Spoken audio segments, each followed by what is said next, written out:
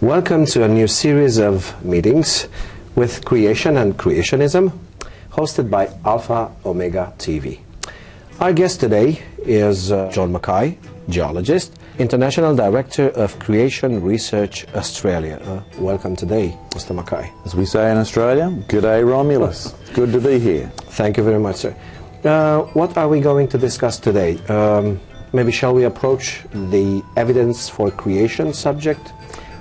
Well, you've already said I'm a geologist, and I do get asked to do a lot of debates against professors, and the majority of them would have this idea in their head that molecules that you can't see over millions of years turned into good-looking producers like yourself. It's called evolution. In between, you were a fish, a hairy ape-like creature, and now you've got bigger brains and less hair, and that's what's in their head. And one of the things I found very useful to do with them is, instead of saying, well, look, all the evidence shows creation, because they don't even know what the evidence is, basically. It's easy to prove with just a couple of questions, which I'm sure the listeners might find it handy to remember. And here's the first one. If creation was true, what would the evidence be? And most of them will get in a tiff and say, but look, all the biology books, all the courses, all the geology shows evolution is true. To which I reply, I didn't ask you that, sir. I want to know, if creation is true, what would the evidence be? And after about 5 minutes of really hammering that question till it sinks into their brain, they discover one thing. They've never asked that question in their life, which means they really don't know what the evidence means at all. They just assume. They've worn a set of glasses and they've seen the world through those evolutionary glasses. So my first job is to take those glasses off them and force them to answer that question. So I brought along something which I think you'll find interesting. Do you mind if I get it out? No, but just what it is. Well, it's not my pet snake today. It's one of these. You know what that is? A boomerang, I guess. Very good. You see, Australian is the world's international language. Everybody knows a boomerang. And what's it famous for, Romulus? I guess it turns back. Okay, you throw it. Yes. I won't do it in the studio, of course, because I'd break a few cameras. But you throw it and it circles round, and it goes once round behind your head, and when you get good at it, it lands in your hand. It takes a little practice. The first time you do it, of course, you throw it, and your father has to pay for the next door neighbour's window.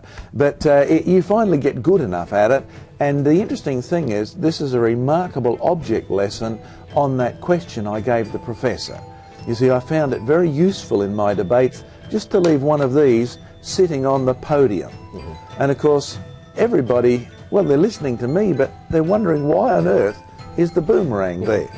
And of course, we finally get round to pinning the professor to the wall, and in the meantime, his mind has automatically done the following about the boomerang. You see, his theory says the black people in Australia who use these boomerangs, who throw them, they go all the way around and they come back, those black people evolved from ape-like creatures in Africa over 3 million years ago. And yet nobody on this planet believes boomerangs happen by themselves. So basically I challenge them and say, how do you know that? Because it really is, as I said, a great object lesson. Here's what's gone through their head, usually unconsciously. Somebody who they didn't see, somebody who they've never met, somebody who is not a part of this boomerang, somebody who exists separately from the boomerang, somebody who existed before the boomerang, and somebody who is smarter than this boomerang could ever hope to be, actually sat down and made it. Now, there you better hold that and tell me how you'd know that that didn't happen by itself. You got any thoughts? Well, I mean, just look at the artwork for a start. Yeah, this is what I wanted to say. I guess there's no painting to happen by itself. So. How do you know that? I mean, you're middle-aged. How do you know that paintings don't happen by themselves? Well, I've seen paintings. They're usually signed, so someone did them, and I've seen paint. Now, you almost sound embarrassed to say something that's so simple and so obvious, but you see, everybody knows that paint doesn't do paintings by itself. And so there's one evidence that somebody who's not part of the paint, who existed before the paint, put this together. And your experience with that, even though you've got no experience with boomerangs, Would you like to suggest what this might be used for? Apart from playing with that. Yeah, okay, as much as I know about it's for hunting. For hunting. For hunting. Okay, now our viewers can keep that in mind, because here's the problem they need to think about. You see, it's famous for throwing, it goes all the way around and it comes back, but if it hits anything, like the next door neighbour's windows or the farmer's dog, it won't come back at all. I never thought about it. So therefore you have to use your brains to figure out what could you throw it at that you didn't hit but you caught. Now there's a good creative scientific question, and while they're pondering that, we'll get back to this. You see, a boomerang is made of wood, and the reason you conclude that this object was made, let's use another word for made, create. Now the professor is getting embarrassed, because you see, made and create are the same word. Designed is another word for the same thing. He knows that the Aboriginal took the wood from the tree and he shaped it into this boomerang. Exactly. And of course, the reason why most people can never make a boomerang, they get the shape right, but they miss these little bits, the nice little angles on the inside. See it there? Yeah. Yes. And if you get those angles wrong, it simply won't work. This is why it didn't work when we tried to Yes, make when it as you children. tried to Yes, make it as exactly. children, it didn't work because you didn't have the right information. Yeah, but we hunted one another with, but never came back. So therefore you've got a boomerang, you've got the Aboriginal's brain, you've got a piece of wood. And here's another way in which the professor knows, even though he's never admitted to thinking about creation in his life. You see, the boomerang is a 100% returning object made out of wood. And the wood comes from a tree. And when you throw a tree, it doesn't come back. So the fact is, here we have a 100% returning object made out of 100% non-returning wood. Interesting. Now, can you see a commercial proposition there? Money is also one of those things which is created basically out of nothing. Yeah. You see, it's not the wood that makes this come back. It's the design. It's the shape. I'm so getting closer. It wouldn't matter if you made it of wood or you made it of plastic or paper. Yeah. It's the intelligence, the information. Exactly. So therefore, when anybody walks into a room, they automatically know what the evidence is that this was created. Now I see you've got a Bible there. In order to put this into context, would you please read us Genesis chapter 1 verse 1?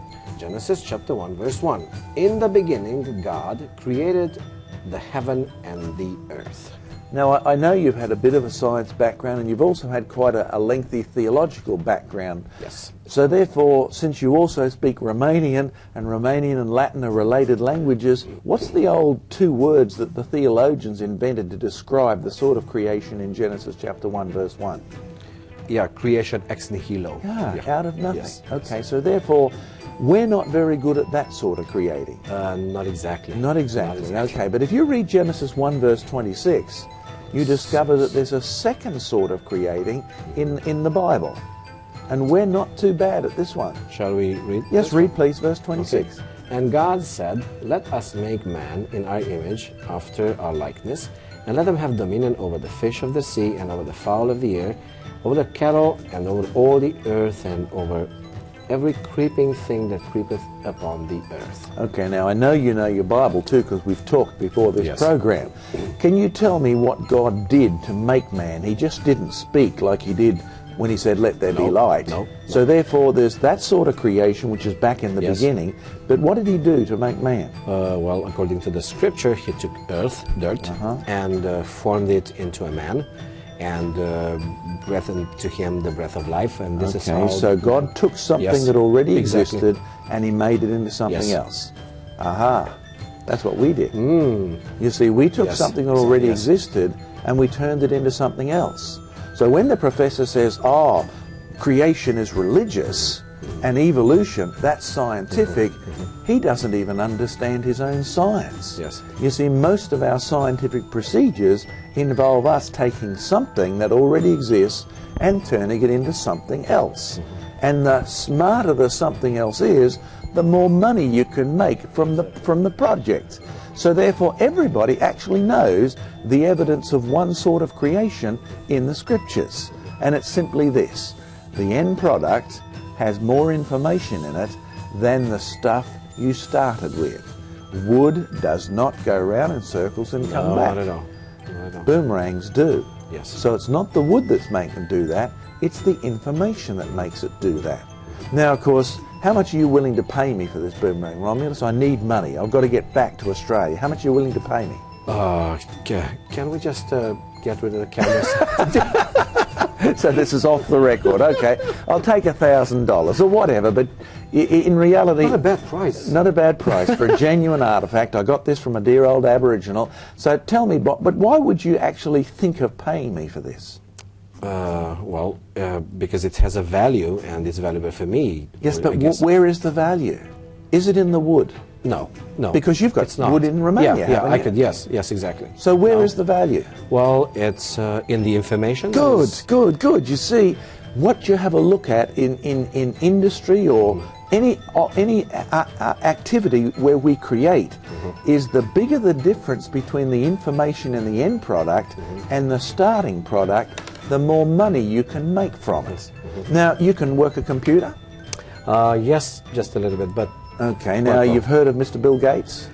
Oh, yes, I did. Okay, now, in computer language, he starts with zeros and ones. Yeah, he's good at. He's very good at it, and he ends up with Windows 2010. Yeah, and he ends up with 1 and lots of zeros. One and lots of zeros in his bank account. Yes. Right. Okay, now look, how come? How much did the zeros and ones cost him? Well, fairly nothing. Nothing, that's exactly right, okay? And yet you pay $2,000 for Windows XP and all the other frills that go with it. Yeah. Now he's taken nothing and turned it into something, and you've paid for it. But you see, you're not paying for the stuff he's using. Yeah. You're paying for the information that comes out of his head. Yes, exactly. So when you have a look at the biblical account of creation, we see in our own experience what the evidence would be if you're brave enough to ask, what would the evidence be if that was true? What would the evidence be if God took dust and he made man? What would the evidence be if he took nothing and he turned it into something? Because we do the same sorts of things ourselves, and we just live in denial. That's one reason why I've got so many psychological cases. If you believe in evolution, you are denying the real world you live in, because every day you create cakes, you create cars, we are denying our own existence. Okay, go one step further. You see, for those listeners who are mathematically inclined, there's a very simple formula for recognizing a creation. Not you, of course. Okay, good. The information in the product is greater than the information in the parts. It's very simple. Yes, even for me. Even for you, that's right. But the bigger the difference, the more information has come from the Creator. Exactly. So if you start with nothing and you end with something, that being is very smart indeed. Oh, yes. Now you know why Bill Gates is rich and you're not. Sorry. I guess yes. But it's really true, yes, isn't it, right? Yes, it is. And so when you have to think about it, we do have even a mathematical formula to recognize a creation. Yes. So we recognize a boomerang's a creation, we recognize this glass as a creation, and we recognize the computer and the television's a creation. And yet the very people who do the maths of this and write all these lovely programs usually look in the mirror and say, aha, the evidence of millions of years of accidental changes. Foolishness. Because if you think about it, what is a human being? Well, do you remember the name of the first man in the Bible? Adam. Adam, okay. What does the Bible say he was made of? Out of dirt. Out of dirt, okay. So think carefully. A boomerang is a 100% returning object made of 100% non-returning wood. Good. If the Bible's true, what would you expect a good definition of a man to be? Let me fix it. 100% of living being made of 100% of non-living particles. Good. So when you're dead, what do you become? A bunch of non-living particles. Dust. Oh yes, dust. Now you see, you can take dust as a living creature, and the dust itself doesn't do anything. But if you have been to art school, you can take that dust and mix it with plaster or water, and you can shape it into a beautiful model, a statue of a human being, right? Yeah. And then you'll put it in the oven and you get the temperature right and you'll bake it and it will come out and they'll say, "Oh, Mr. Romulus, famous artist, you know, we'll hang you in the Louvre in Paris," right? And everyone will be really impressed because of your creativity. You see, the end product is made of dust plus your skill. Exactly. It's not the dust that decided this would be the world's best sculpture, no, right? Exactly. It's your information.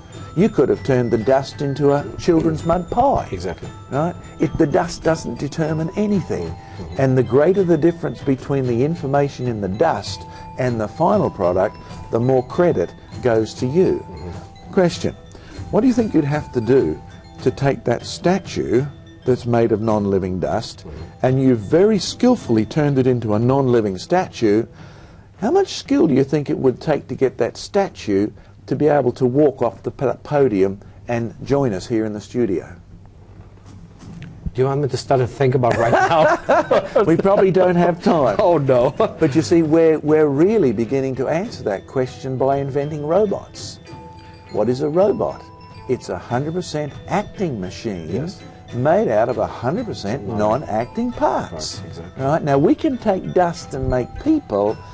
No, we can only make them when they're dead, can't we? We can only make statues. Yeah. We can take living people and turn them into dust. That's easy, yes, isn't it, right? We're good at it, but unfortunately. we can't do it the other way around. We can't. We're getting close, and the closer we get, the more we are learning about, well, man is a 100% living object made out of actually 100% non-living parts. But of course, that's a little bit cheating for those who might be confused, because you inherited your life from mum and dad, and they got it from their mum and dad.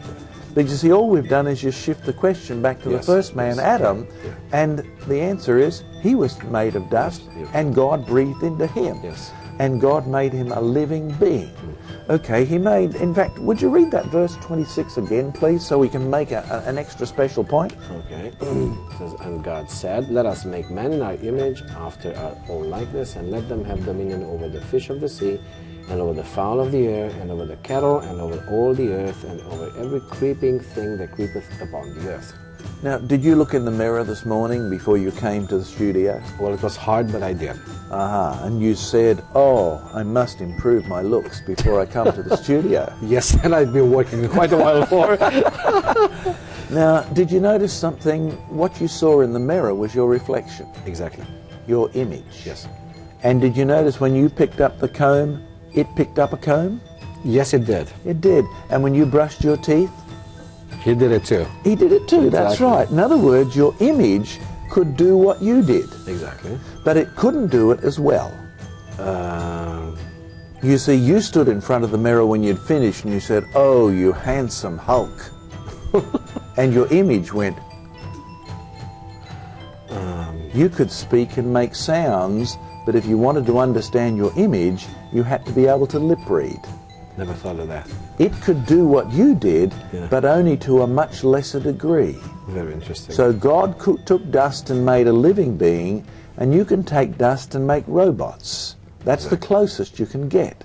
But the reason you can do that and the monkey can't is that it's one of the best evidences that man alone was made in the image as the reflection of the Creator God.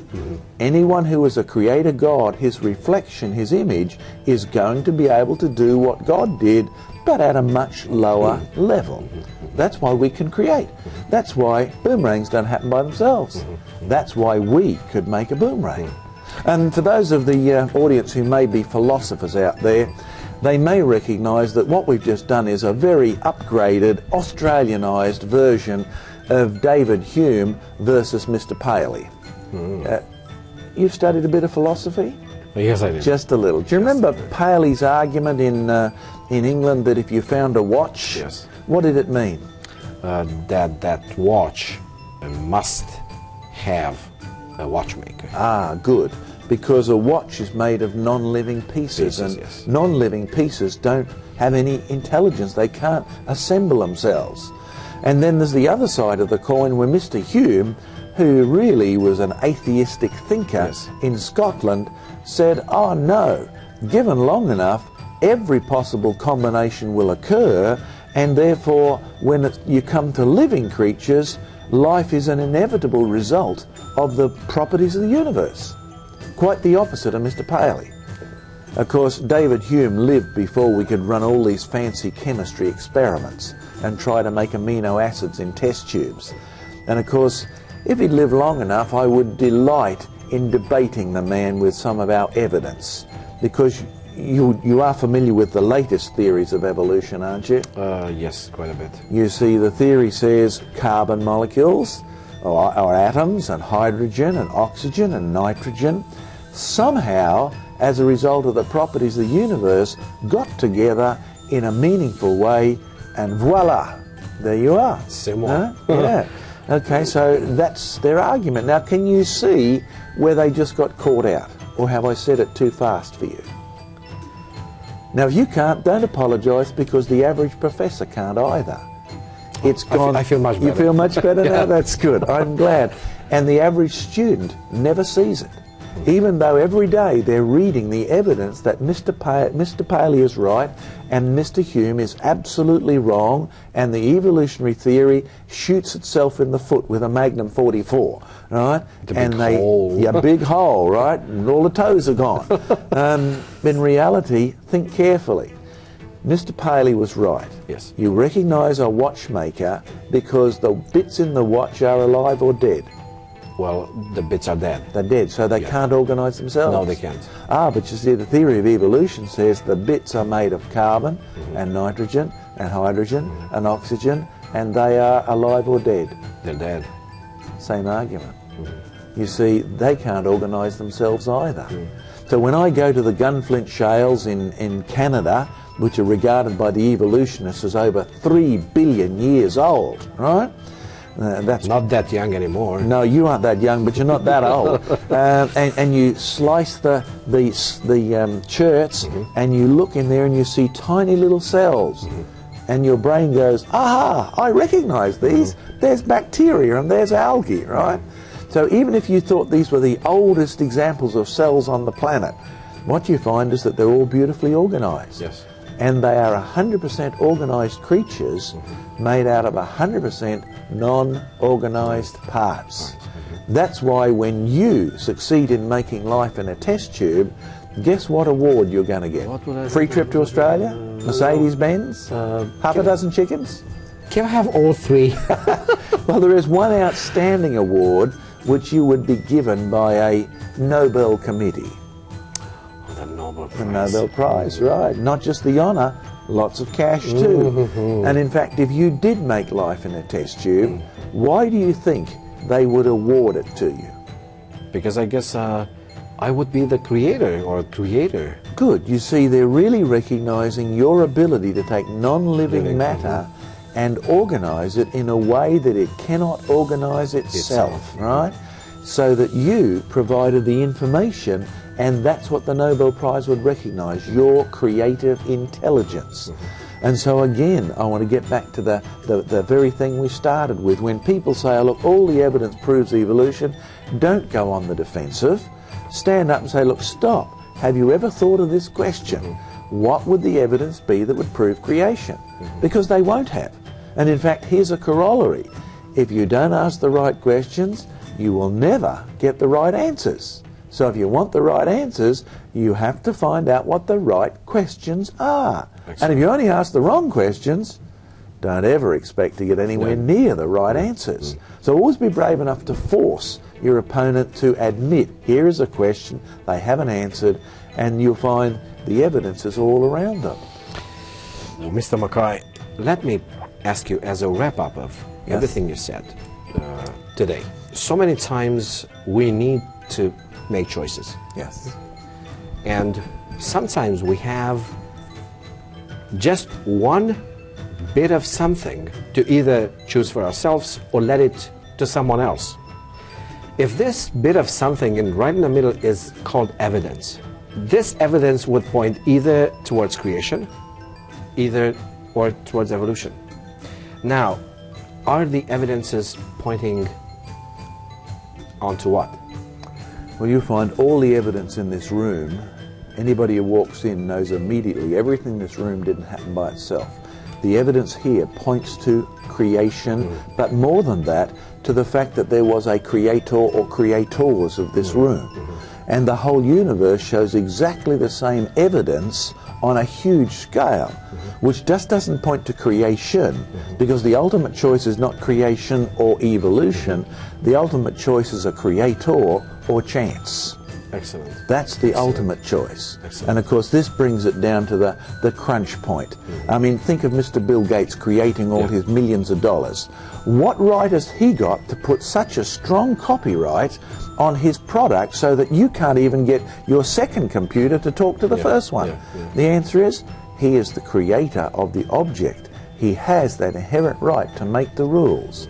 So when we live on the planet which was designed by the Creator, despite the fact that we've messed it up, the Bible says we've sinned, it is His, and we will be held accountable to Him, and He does have the right to make the rules, and we have no right to break them. This would lead me to our tiny core, just to give our listeners and our viewers something to leave with.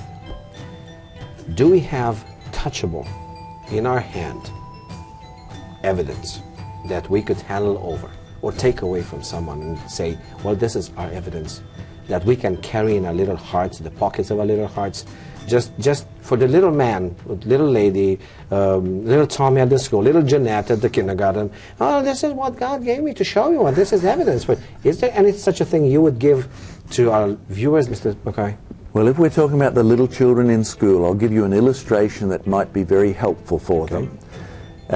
You have girls in this country? Well, we do. We have girls in Australia too, and I've noticed they're a little different from boys. You see, they're a little bit less environmentally friendly.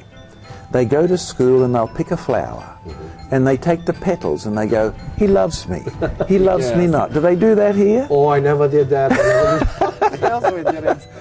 Now, have you ever seen any little girl walking along and picking up the petals and putting the flower back together again? I wish I could, but I never did. Because you see, in that flower is the evidence that the person who's pulling it apart is not as smart as the God who put it together in the first place. And any time you try and copy anything in nature, whether you're a toddler or a genius at the university, you will get to the point of having to acknowledge that the God who created in the first place is a much greater and much more superior being than you, and you owe Him all that He is worth for His creation. Of course, the modern word for that in English is worship. Can we say that the verdict of science is creation?